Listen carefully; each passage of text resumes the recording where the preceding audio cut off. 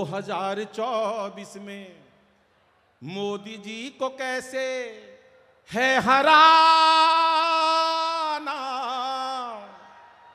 तो केजरीवाल साहब क्या बोले कि मुझे मत लड़ाना, मुझे मत फसाना, अरे मुझे मत लड़ाना।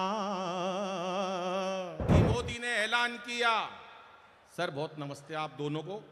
मेरे को बिल्कुल ऐसा लग रहा जैसे मुरली मनोहर जोशी और अडवाणी जी को एक तरफ बिठा दिया हो, कोई ताली नहीं कोई कुछ नहीं, ऐसा हो जाता है। और 3 लोग वहां भी बैठे हैं। नहीं नहीं सुन, ये रणविजय हैं, यहाँ सिटी एसपी हैं, ये ताली नहीं बजाते। अच्छा नहीं सर आप ताली नहीं बजाते, मैं कोई बात नहीं है, क्योंकि आपसे क्या साथ मैंने भी भोजन किया है तो मुझे लगता है आपका बड़ा चेहरा खिलखिलाता हुआ, आप वीआईपी नहीं हो। एक कवि सम्मेलन में चला गया, एक कविता सुनाई, एक बंदा नहीं हंसा, मैं क्यों नहीं हंस रहे, बोले वीआईपी हूं, आदमी रखे हुए हैं।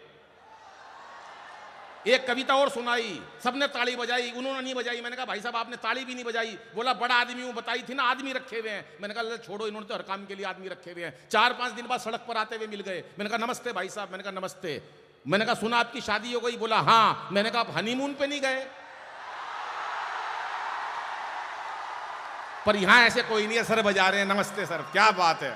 सत्ता को संभालते ही मोदी ने ऐलान किया, सत्ता को संभालते ही मोदी ने ऐलान किया, खुद नहीं खाऊंगा और खाने नहीं दूंगा मैं। अभी चीते लाए बाहर से मोदी जी, मैंने एक चीते से पूछ लिया, मैंने कहा यहाँ ईडी सीबीआई चल रही है, डर नहीं लगा? बोला नहीं, वहीं से भाजपा ज्वाइन करके आया हूं। सत्ता को संभालते ही मोदी ने ऐलान किया कि खुद नहीं खाऊंगा और खाने नहीं दूंगा मैं। और अखिलेश बोले अब जिंदगी में राहुल को अपनी ये साइकिल चलाने नहीं दूंगा मैं। कि अमित शाह बोले चाहे कोई भी जुगाड़ करूं, अमित शाह कोई भी जुगाड़ करूं, गवर्नमेंट किसी को बनाने नहीं दूंगा मैं। और अब ऐसी तालियां बजाना, पता चले कि ऐसे इंस्टीट्यूट के अंदर भरपूर कुमार भाई की उपस्थिति में कार्यक्रम हो रहा है कि अमित शाह बोले चाहे कोई भी जुगाड़ करूं, गवर्नमेंट किसी को बनाने नहीं दूंगा मैं। और योगी जी ये बोले मेरा नारी से क्या लेना देना, खुद ना पटाई और पटाने नहीं दूंगा मैं, खुद ना पटाई और पटाने नहीं दूंगा मैं, खुद ना पटाई और पटाने नहीं दूंगा।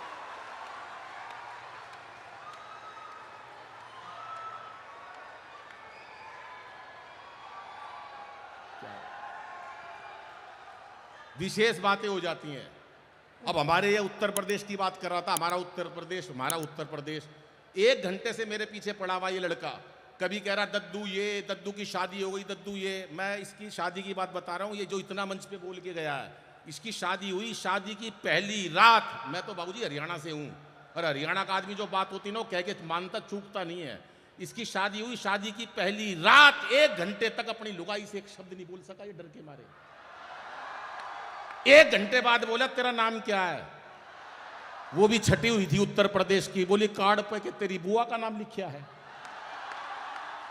लेकिन अद्भुत कार्यक्रम है, तमाम लोग बैठे हैं, बहन जी बहुत ध्यान से सुन रही है, माता जी सुन रही हैं, इतना बढ़िया कार्यक्रम। आप दोनों को भी नमन करता हूं। वरना परसों मेरा एक कवि सम्मेलन बाबूजी, एक महिला 15 मिनट से गुस्से में घूर रही, मेरे को आई होगी घर में कलेश करके, मेरे को क्या लेना देना, 15 मिनट से गुस्से में देख रही। मैंने बूझ लिया, मैंने कहा बहन जी मुझसे कोई गलती हो गई क्या? बोली नहीं, तेरी शकल मेरी सास से मिलती है।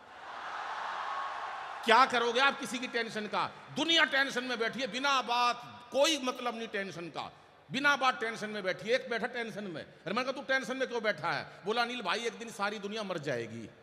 मैं दुनिया मर जाएगी तो भगवान का काम है यार, दुनिया मर जाएगी, तेरे को क्यों दिक्कत है? बोला जो सब तो आखिरी में मरेगा उसको शमशान घाट कौन लेके जाएगा? तो टेंशन इतनी लोगों ने ले रखी है जिसका कोई हिसाब नहीं है। टेंशन किस लिए लें सर हम? आज टेंशन, सर आपको तो पता है कोरोना के दिन गए, क्या दिन नहीं देखे हमने। हमारे अपने लोग चले गए, कोरोना की बात करी, क्या दिन नहीं देखे एसपी साहब हमने। वही लुगाई देखी 2 साल तक, सवेरे से शाम तक वही, काम वाली आती नहीं थी,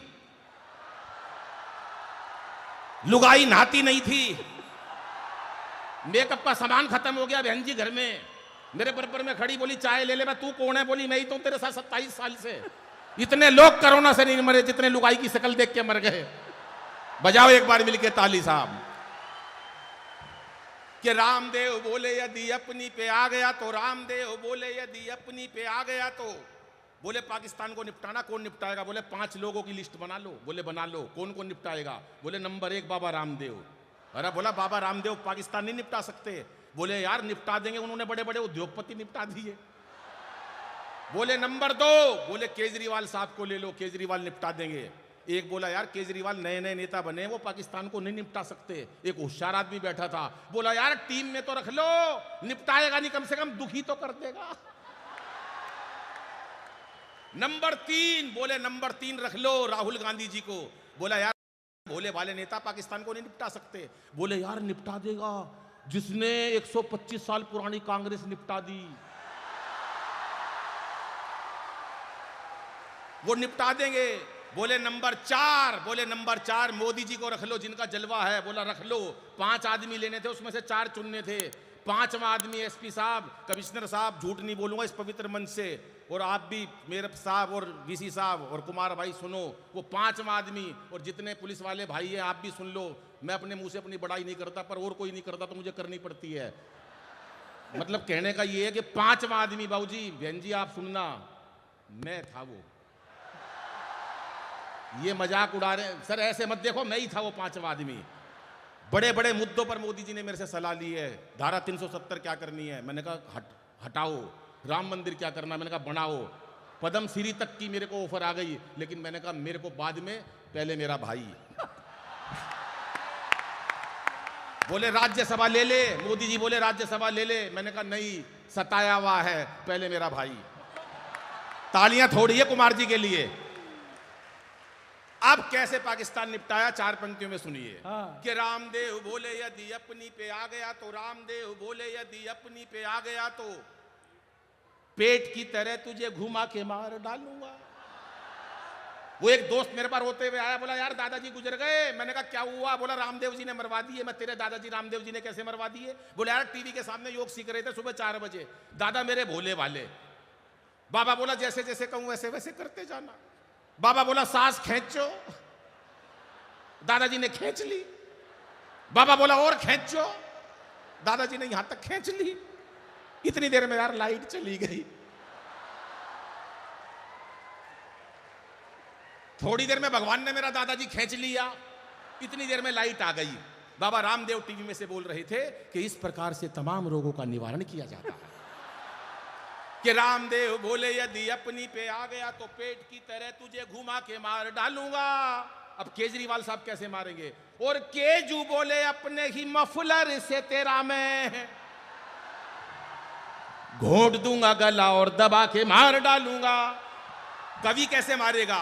कि मैंने कहा भूल के भी मुझसे उलझियो ना, मैंने कहा मैंने कहा मैंने कहा मैंने कहा भूल के भी मुझसे उलझियो ना, लंबी लंबी कविता सुना के मार डालूंगा। अब पूरे सदन का आशीर्वाद चाहिए हाथ उठाकर कि मैंने कहा भूल के भी मुझसे उलझियो ना, लंबी लंबी कविता सुना के मार डालूंगा। और मोदी बोले 56 इंची सीने की कसम मुझे 56 तेरे टुकड़े बना के मार डालूंगा, 56 तेरे टुकड़े बना के मार। बोलो भारत माता की।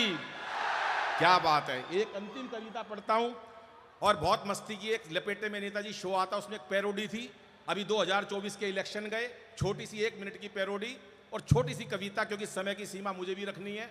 वहां पर यह बात आई, पूरी मीटिंग चली कांग्रेस की कि सब कह तो रहे हो हमारी इतनी सीटें आएंगी कांग्रेस की, लेकिन मोदी जी के सामने कौन लड़ेगा? बोले जी कौन लड़ेगा? तो केजरीवाल साहब से पूछा, कभी अखिलेश जी से पूछा। छोटी सी पैरोडी, आपने वो फिल्मी गाना सुना, 1 मिनट की सुनिएगा भैया, आपको भी समर्पित करता हूं। कि 2024 में मोदी जी को कैसे है हराना। तो केजरीवाल साहब क्या बोले कि मुझे मत लड़ाना, मुझे मत फसाना, अरे मुझे मत लड़ाना, मुझे मत फसाना। पूछा क्यों? तो क्या बोले केजरीवाल साहब कि भूला नहीं हूं यारों अब तक काशी, और तब से रुकी ना मेरी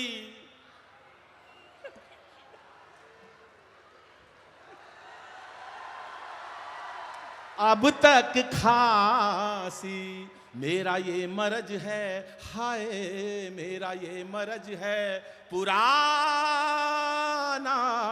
लेकिन मुझे मत लड़ाना, मुझे मत फसाना। और कविता को शॉर्टकट करता हूं, अपने कविता पाठ को अंतिम 4 पंक्तियां कहता हूं बेटियों के लिए, बहनों के लिए, कि इसे बेटा बना पालो तो ये इतिहास छू लेगी। हम बच्चियों को गर्भ में मार देते हैं, समय थोड़ा है, मुझे सब पता। हम कुमार भाई को सुनने जा रहे हैं, जितने आप उनके श्रोता हो उससे ज्यादा हम कवि उनके श्रोता हैं, जो उनको बैठ के सुनने का आनंद लेते हैं। अपने समय को छोटा करते हुए अंतिम 4 पंक्तियां पढ़ता हूं कि बच्चियों को गर्भ में नहीं मारना, संस्कार की बातें भी करते हैं, क्योंकि ये पवित्र पावन मंच भगवान महावीर स्वामी के नाम से आदरणीय वीसी साहब के सानिध्य में चल रहा है। तो 4 पंक्तियां सुनिए कि इसे बेटा बना पालो तो ये इतिहास छू लेगी, करो विश्वास बेटी पर तो ये विश्वास छू लेगी, कभी जीवन में बेटी को नजरअंदाज मत करना, जरा से पंख खोलोगे तो ये आकाश छू लेगी। जरा से धन्यवाद, नमस्कार। बहुत अच्छा, बहुत अच्छा, बहुत अच्छा। एक बार जोरदार तालियां अनिल भाई के लिए बजा दीजिएगा, बहुत आनंद से उन्होंने पढ़ा।